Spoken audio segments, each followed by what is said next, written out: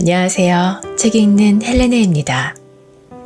오늘 소개해드릴 워런 버핏의 주주 서한은 워런 버핏이 버크셔 해서웨이 주주들에게 1979년부터 2021년까지 매년 보낸 편지들을 모은 책입니다. 이 편지들은 단순한 회사 보고를 넘어 투자, 경영, 경제, 기업가 정신에 대한 버핏 특유의 통찰이 담겨 있어서 전 세계 투자자들에게 투자 교과서처럼 여겨집니다.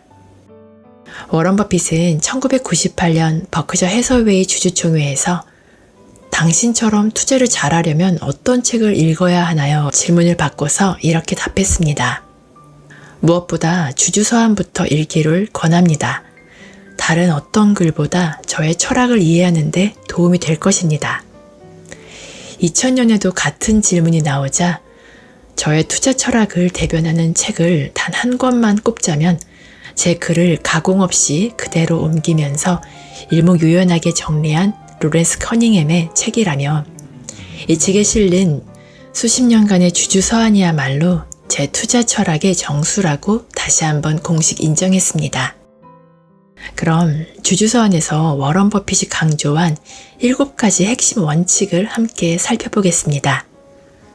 1. 장기 투자, 장기적 관점. 단기 수익에 집착하지 마십시오. 버핏은 언제나 기업의 진정한 가치를 보고 장기적으로 투자하라고 말합니다. 시간이 흐를수록 진짜 가치가 드러나기 때문입니다. 2. 사업 경영에 대한 철학. 좋은 경영자가 없어도 잘 굴러가는 사업을 찾으십시오. 훌륭한 시스템과 구조를 가진 회사는 변동성 속에서도 살아남습니다. 3. 내재 가치와 마진 오브 세이프티. 기업의 본질적 가치를 정확히 평가하고 그보다 충분히 낮은 가격에 투자해야 합니다. 이것이 바로 안전마진의 원칙입니다. 4. 복리의 힘. 복리는 수익을 키우는 가장 강력한 힘입니다.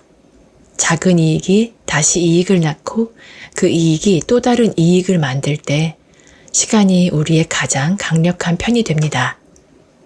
5. 자신이 아는 것만 투자하기. 버핏은 자신의 이해 범위를 벗어난 투자는 절대 하지 않습니다. 내가 잘 아는 사업, 내가 이해할 수 있는 비즈니스에만 투자하십시오. 6. 책임감 있는 자본 배분. 경영자는 회사를 운영하는 것만큼이나 자본을 어떻게 배분할지 책임을 져야 합니다. 투자, 인수, 재투자, 배당. 이 모든 결정은 주주의 이익을 최우선으로 해야 합니다. 7. 시장 예측 무용론. 시장의 단기적인 움직임을 예측하려 하지 마십시오. 아무도 미래를 정확히 알 수 없습니다. 대신 변덕스러운 시장의 소음 속에서도 꿋꿋이 자신의 원칙을 지키는 것이 중요합니다. 이 책을 읽은 독자들은 이렇게 평가합니다. 주주를 진심으로 아끼는 버핏의 철학과 투자 원칙을 배울 수 있는 책이다. 투자, 경영 3까지 아우르는 최고의 교과서 같은 책이다. 버핏의 43년 투자 지혜를 한눈에 볼 수 있는 유일한 책이다. 보다 자세한 내용을 알아보기 위해 책 속으로 들어가 보겠습니다. 버크셔의 형식은 주식회사이지만 우리의 마음 자세는 동업자입니다. 찰리와 내가 생각하기에 주주들은 소유 동업자이고 우리는 경영 동업자입니다. 우리는 보유한 주식이 많아서 좋든 나쁘든 집의 동업자이기도 합니다. 우리는 사업 자산을 궁극적으로 보유하는 주체가 회사라고 보지 않습니다. 회사는 주주들이 자산을 보유하는 수단에 불과합니다. 찰리와 나는 주주 여러분이 주식을 종이 조각으로 보지 않기를 바랍니다. 매일 가격이 변덕스럽게 오르내리고 정치 경제적 사건으로 여러분이 근심에 휩싸이면 던져버릴 종이 조각 말입니다. 대신 영원히 함께할 기업의 한 부분을 보유한다고 생각하기 바랍니다. 가족과 함께 농장이나 아파트를 보유하는 것처럼 말입니다. 우리는 버크셔 주주들이 끊임없이 바뀌는 얼굴 없는 대중이 아니라 우리를 믿고 평생 돈을 맡겨준 동업자라고 생각합니다. 여러분의 회사는 우리 사망에 100% 대비되어 있습니다. 우리가 낙관하는 근거는 5가지입니다. 첫째, 버크셔가 보유한 매우 다양한 피지배 회사들은 전반적으로 매력적인 자본 이익률을 유지하고 있습니다. 둘째, 피지배 회사들을 단일 복합기업 안에 보유하고 있으므로 버크셔는 커다란 경제적 혜택을 지속적으로 누리고 있습니다. 셋째, 버크셔는 더없이 건전한 재무구조 덕분에 극단적인 외부 충격도 견뎌낼 수 있습니다. 넷째, 버크셔는 높은 급여나 명성보다도 경영 자체를 훨씬 더 즐기는 유능하고 헌신적인 경영자들을 보유하고 있습니다. 다섯째, 주주들을 보호하는 버크셔 이사들은 주주들의 이익과 기업 문화 발전에 항상 관심을 집중하고 있습니다. 우리는 기업을 통째로 인수하는 것이나 시장에서 일부 지분을 사는 것이나 근본적으로 큰 차이가 없다고 생각합니다. 어느 방법을 선택하든 장기 경제성이 좋은 기업을 사려고 합니다. 우리의 목표는 탁월한 기업을 합리적인 가격에 사는 것이지 그저 그런 기업을 싼 가격에 사는 것이 아닙니다. 여러분이 투자하는 목적은 지금부터 10년 뒤와 20년 뒤에 이익이 틀림없이 훨씬 높아질 기업이면서 이해하기 쉬운 기업의 지분을 합리적인 가격에 사는 것이 되어야 합니다. 세월이 흘러도 여러분은 이런 기준에 맞는 기업을 몇 개 정도만 발견할 것입니다. 따라서 그런 기업을 찾으면 여러분은 그 주식을 많이 사야 합니다. 또한 지침을 벗어나려는 유혹도 뿌리쳐야 합니다. 10년 동안 보유하려는 생각이 아니라면 단 10분도 보유해서는 안 됩니다.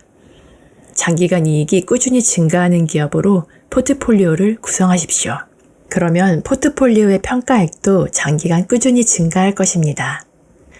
이따금 발생했던 공포와 탐욕이라는 초강력 전염병이 앞으로도 투자 세계에 영원히 발생한다는 사실만은 알고 있습니다. 이 전염병이 언제 발생할지는 예측할 수 없습니다. 그리고 이런 전염병에 의해서 시장이 얼마나 오랫동안 얼마나 심하게 궤도를 이탈할지도 마찬가지로 예측할 수 없습니다. 따라서 우리는 공포나 탐욕이 언제 왔다가 언제 떠날 것인지 예측할 생각이 전혀 없습니다. 우리 목표는 더 소박합니다. 다른 사람들이 탐욕스러워할 때 두려워하고 다른 사람들이 두려워할 때만 탐욕스러워하고자 합니다. 세금을 제외하면 우리가 주식과 기업을 평가하는 공식은 똑같습니다. 사실 이득을 얻으려고 사는 모든 자산을 평가하는 공식은 기원전 600년경 매우 지혜로운 사람이 처음 제시한 이후 바뀌지 않았습니다.